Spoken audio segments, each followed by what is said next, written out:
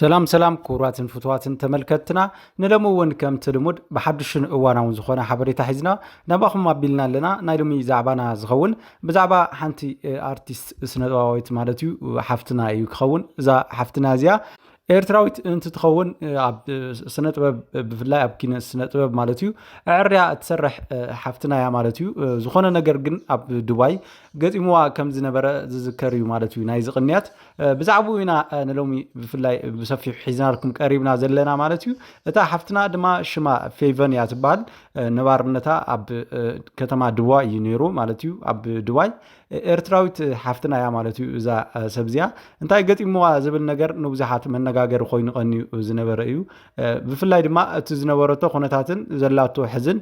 ዘነጻጸሩ ብዙሓት ዝፈልጥዋ ሰባት ድማ እንታይ ያ ኮይና ዝብል ነገር ብዙሕ ነገር እንዳዋጉዕ እዮም ዝርከቡ ብፍላይ ሓሸሽ ድያ ትጥቀም ኮይና ወይ መዕወኒ እፅታት ድያ ትጥቀም ወይስ ናይ ማንዩ ከፊእዋ ናብራ ዝብል ነገር ንሎሚ ብሰፊሑ ሒዘልኩም ቀሪባ ኣለኹ ማለት እዩ ብዙሓት ዝፈልጥዋ ሰባትን ምስኣ ዝሰርሑ እውን ዝበልዎ ነገር ኣሎ ማለት እዩ ኩራት ተኸታተልቲ እና ድሕር ዛ ሓፃር መሰጋገሪቱ ምልእቱ ሕዝቱ ናባኹም ከብሉ እየ ሰናይ ፃንሒት ሰናይ ምክትታል ናይ መወዳእታ እዚኣ ኣቦይ ኣይወለደኒ ማለት እዩ ሎማዓንቲ ስጋ ሳህለ ኢለ ምሕለ ይፈልጥኒ ስጋ ሳህለ ሕጂ ኤምባሲ ኤርትራ ይኸይድ ኣለኹ ኩልኩም ኤርትራውያን ጉዳይኩም ትፈልጡ ኢኹም ስድነትኩም ትፈልጡ ኢኹም ኣብ ሚድያ ወፂኹም ትገብርዎ ነገር ትፈልጡ ኢኹም እዚ ዱባይ እዩ ካብኣቱ ከለኹ ካሜራ ሲኢሎም ነኦም ኣብ ሙለር ፋሽን ኣለኹ ሕጂ እንተ ደኣ ንብረተይን ፓስፖርተይን ዘየምፂኹሞ ሕጂ ላይፍ ክወፅእ ኣነ ክልተ ደኣ ዕድል ሂበኩም ኣለኹ እሞ ኩራት ተኸታተልቲ ኣብቲ ምእታይ ከምቲ ዝበልኩኩም ማለት እዩ እዛ ሓፍትና ፌቨን ዝተባሃለት ኣብ ዱባይን ኣብ ካልኦት ሃገራትን እንዳዘውረት ስራሕትታት እትሰርሕ ብፍላይ ድማ ኣብ ኪነት ስነጥበብ ማለት እዩ ዕርያ ጽቡቕ ስራሕቲ እንዳሰርሐት ንፈልጣ ማለት እዩ እዛ ስነጥበባዊት ሓፍትና ንሎም ቅነ ኣብ ዘውፀቶ ሓድሽ ቪድዮ ማለት እዩ ኣብ ባዕላ ቢላ ኣብ ዝለቀቐቶ ኣብ ናይ ባዕላ ድህረ ገጽ ወይ ድማ ኣብ ናይ ባዕላ ማሕበራዊ ሚድያ ማለት እዩ እቲ ገጢሙኒ ዘሎ ነገራት ኩሉ ክነግረኩም እየ በብዝርዝሩ በብሓደኡ ብዝርዝር ክነግረኩም እየ እንዳበለት እያ ፀኒሓ ማለት እዩ ድሕሪኡ ድማ እቲ ዝርዝር ብፍላይ ድማ ምስ ፖሊስ ዱባይ እውን ዝተሓሓዘ ነገር ከም ዘለዎ እንዳተወግዕሉ ቀኒ ነይሩ እዩ እቲ ሓቂ ድማ ንሕዝዩ ክትሰምዕዎ ኢኹም ማለት እዩ እንታይ እዩ ናይ ፌቨን ሓፍትና ጉዳይ ብፍላይ ድማ ኣብ ዝተፈላለዩ ሰባት ዘለዋ ርክብ ጽቡቕ ምንባሩ ዝዝከር እዩ ንሕዝዩ ግን ምስቱ ናይ ኦምራ ሕማም ከም ዘለዋን ኣብ ኤርትራ እውን እንከላ ይጀማምራ ከም ዝነበረን እዩ ናይ ጭንቀት ሕማም እውን ከም ዝነበራ ዝሕበረላ ማለት እዩ እዛ ሓፍትና ብፍላይ ድማ እቲ ዘለዋ ናይ ኩነታት ጥዕና ማለት እዩ ኣዝዩ ብጣዕሚ መስጊ ከም ዝኾነን ከምኡ እውን ቀልጢፉ ናብ ሕክምና እንተዘይኸይዱ ዝከናኸና ሰብ እውን እንተዘይረኺባ ዝኸፍአ ክኸውን ከም ዝኽእል እዩ ዝተፈላለዩ ደኳትር እውን ዝገልፅዎ ማለት እዩ ነቲ ናታ ገፃ ምስ ረእይዎ ካሊእ ድማ እንታይ ክብሉ ፀብፂቦም ዘሎ ብፍላይ እቶም ዝፈልጥዋ ሰባት ኣብ ማሕበራዊ ሚድያ ኣብ ዩቲዩብ ከም ዝዘርግሕዎ እዛ ሓፍትና ፌቨን እዚኣ በቲ ዘለዋ ጭንቀትን ከምኡ እውን በቲ ዘለዋ ናፍቆትን ኣቢሉ ዝኣተያ ሕማም ኣእምሮ ከም ዘለዋ እዩ ዝንገረላ ዘሎ ብኻሊእ ድማ ብፍላይ እቲ ኣብ ወፃኢ ሃገር ድማ ጭንቀት ክበዝሕን እንተሎ ዝጥቀማሉ መዕወኒ ሓሸታት ከምኡ እውን መዕወኒ ክኒንን ከም ዝጥቀማ እዩ ዝፍለጥ ማለት እዩ ነቲ ጭንቀተን ከውግደለን ነቲ ናፍቆተን እውን ከዛሓለለን ብማል እዚ በብመዓልቱ ዝወስዶ ሓሸሽ ነዚ ሓፍትና እዚኣ እውን ንሱ ኣጥቂዕዋ ክኸውን ይኽእል እዩ ብኡ ኢና ንጥርጥራ ክብሉ እዮም ዝናገሩ ዘለው ብፍላይ ድማ እቲ ዘለዋ ኩነታት ናይቲ ሓፍትና ናብ ኣስጋኢ ደረጃ ብምውፅሕ እዩ ዝኽሉ ነገራት ዝንገረላ ዘሎ እዛ ሓፍትና እውን ዘለዋ ኩነታት ከምቲ ኣብ ቪድዮ ትለቆ ዘላ ዓይና ንውሽጢ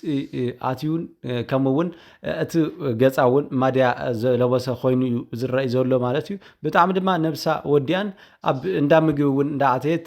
ዝምኽፈል ዝሰኣነት ምዃና ካብኡ ዝተለዓለ ድማ ፓስፖርታ ከም ዝመንጠልዎን እቲ ቪዛ እውን ከም ዝመንጠልዋን እዩ ተሓቢሩላ ማለት እዩ ዘሎ እዛ ሓፍትና እዚኣ ናብ ኤርትራ እውን ከም ዝተመለሰት ኣብዚ ሕዚ ሰዓት ዝሕበር ዘሎ ኩነታት ኮይኑ እዩ ዝርከብ ማለት እዩ እንታይ ኮይና ተመሊሳ እንተይልና ድማ ተሓፍትና ብፍላይ ተዘለዋ ኹነታት ናብ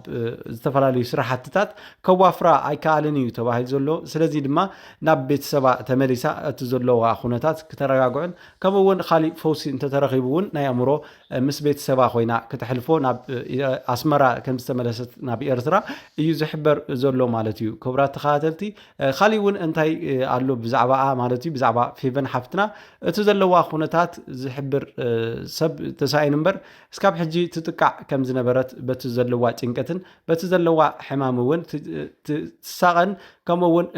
ብዙሕ ሰብ ዘይትቐርብ ብምንባራን ኣስጋኢ ኮይኑ ከም ዝፀንሐ እዮም ዝናገሩ ማለት እዩ እቶም ፈተውታን ዝቐርብዋን ሰባት ካብዚ ኣቢሉ ድማ ናይ ኣእምሮ ሕማም ከስዕበላ ይኽእል እዩ ካብዚ ዝኸፈ ኢሎም እዮም ስጋኣቶም ገሊፆም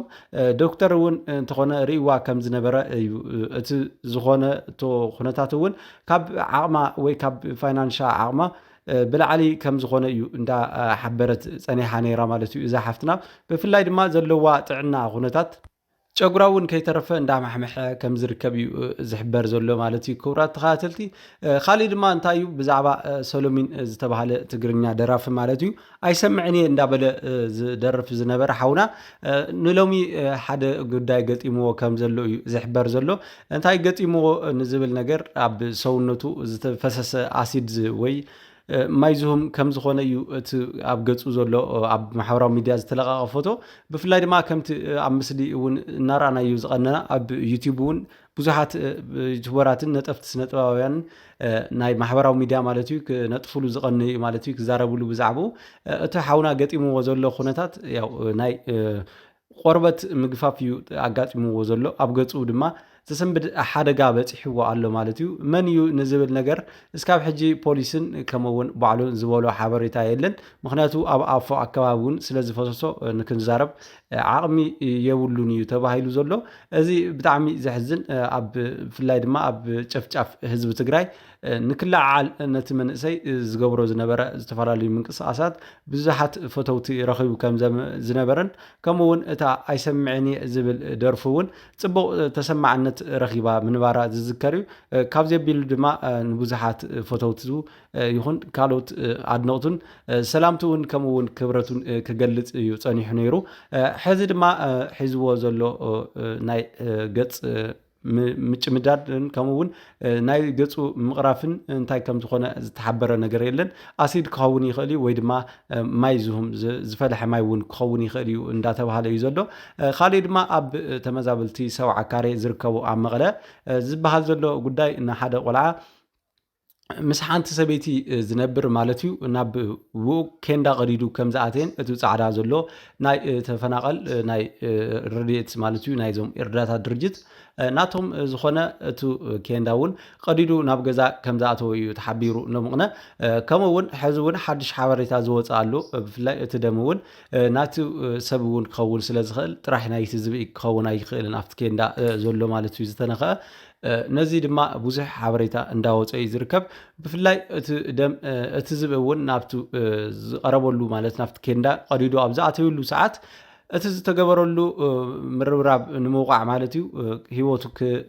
ከትርፍዎ እዮም ኸኢሎም ቀቲሎም ማለት እዩ ሂወቱ ቀቲሎም ኣለዉ እቲ ዝብኢ ከምኡውን ብዙሕ ግዜ ከምቲ ዝተሓበረ እቲ ቆልዓ ቅድሚ ሕጂ እውን ርኢናዮ ኢና ብዝብኢ ተበሊዑ እንዳበኸየትን ከምኡውን እንዳተሳቀየትን ምንባራ ዝዝከር እዩ እታ ሓፍትና ቅድሚ ሕጂ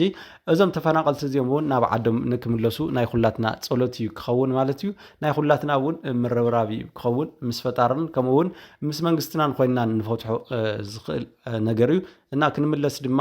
ናይ ኩልና ፃዕሪ ይኹን ክብሉ እውን ምሕፅንቶኦም ገሊፆም ኣለዉ እዞም ተፈናቀልቲ ብፍላይ እታ ዓባይ ሰበይቲ ድማ ብዕድሚያ እውን ድፍእ ዘበለት እንትትኸውን እቲ ዝበፅሓ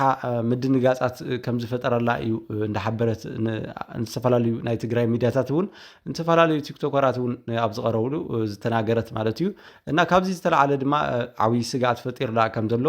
ደቃ እውን ናብ ካሊእ ቦታ ወሲዳ ተፀጊማ ንክተካርዮም እውን ከም ዝወሰነት እያ እንዳሓበረት ፀኒሓ ማለት እዩ እዚ ስጋኣት እዚ ድማ ኣብ ኩሉ ተፈናቀሊ ዘሎ ስጋኣት ምዃኑ እውን ኩሉ እንዳገለፀ እዩ ዝርከብ ንዓዶም ክምለሱ እውን ሰናይ ትምኒትና እዩ ክብል ይፈቲ ንሎሚ ዝነበረኒ ሓበሬታ እውን ነዚ ይመስል ነይሩ ብካሊእ ሓድሽን እዋናውን ዝኾነ ሓበሬታ ናባኹም ስካብ ዝብል ሰሰናይ ንዓኹም ሰሰናይ ናይ ስራሕ ግዜ ክኾነልኩም ቻው